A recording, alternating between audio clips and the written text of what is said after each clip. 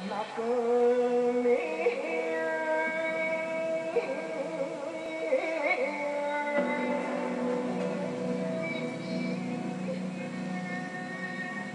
crisis nuclear que obliga a miles de personas a dejar sus hogares, impulsadas por el temor a la radiación.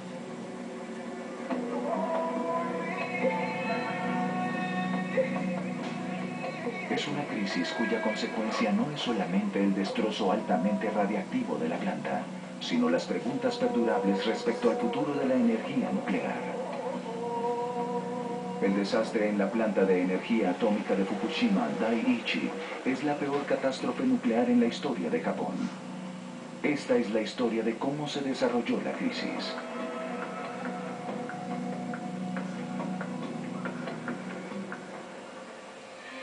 La vieja central de energía nuclear de Fukushima Daiichi es una de las más antiguas de Japón, construida en los años 60.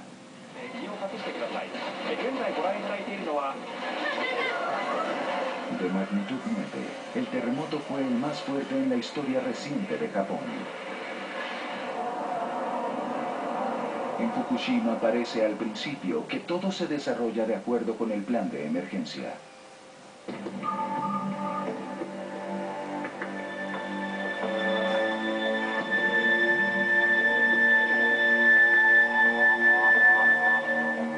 Los sistemas automáticos de la planta se activan para apagar los reactores nucleares. En el momento del terremoto, 3 reactores estaban operando y se apagaron sin problema. Las barras que controlan la reacción nuclear se insertaron en el núcleo e iniciaron el proceso de apagado del reactor. Sin embargo, el núcleo está todavía caliente, se genera calor residual y ese calor es necesario manejarlo.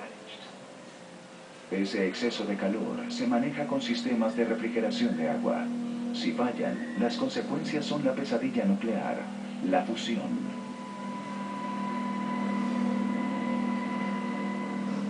El terremoto les corta el suministro eléctrico a esas esenciales bombas de refrigeración.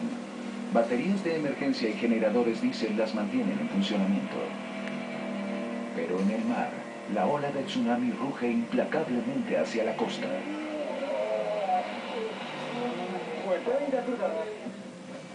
El tsunami se aproxima en varias oleadas.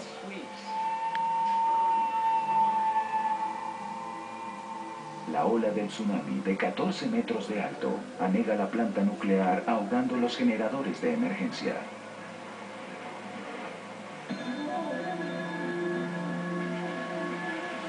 Ahora, los operadores están ante un verdadero problema. No pueden refrigerar el núcleo. En un pánico de apagado de emergencia, la preocupación invadiría la sala de control. No es usual que un reactor se comporte así. Mirarían sus indicadores. Hay 2 causas de preocupación. La primera, el aumento de presión dentro de la vasija de presión del reactor. Y la segunda, el aumento de temperatura.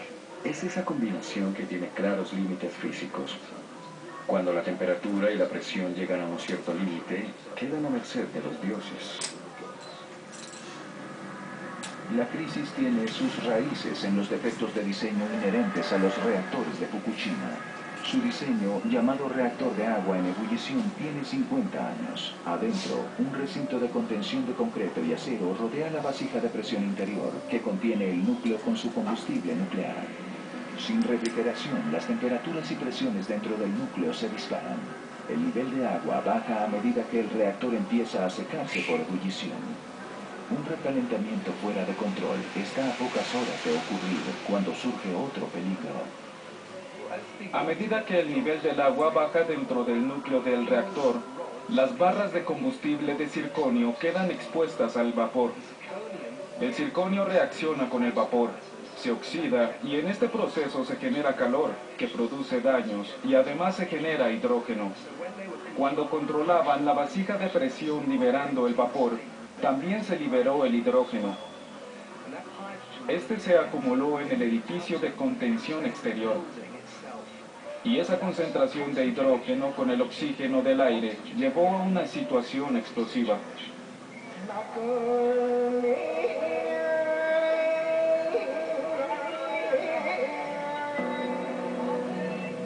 En estas primeras horas, los operadores en Fukushima afrontan un terrible dilema.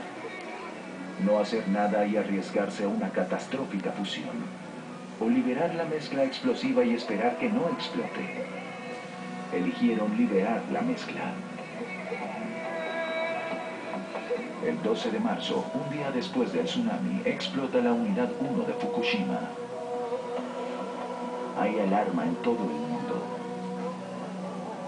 Luego, 2 días después, el 14 de marzo, explota el reactor 3 y parece que la situación está fuera de control. Al principio, los oficiales japoneses de TEPCO, la compañía energética que opera la planta, intentan restarle importancia a la crisis. Declaran que no han liberado radiación. Pero cuando liberan vapor radiactivo de las unidades 1 y 3, tienen que reconocer que se ha liberado radiación al aire.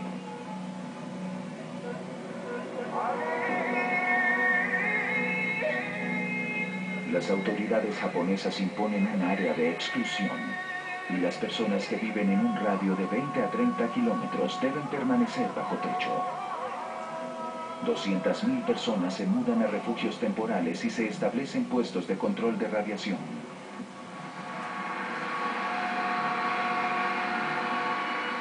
Empieza la lucha desesperada por Fukushima. Por primera vez en la historia de la energía nuclear, 4 reactores están fuera de control al mismo tiempo. El mundo está al borde de una catástrofe nuclear potencial a una escala sin precedentes. Existe un riesgo muy real de que eclipse el peor desastre nuclear del mundo, uno que todavía nos obsesiona y cuya sombra persiste: Chernobyl. Enseguida regresamos con el tsunami de Japón. Alerta nuclear en Nat Geo.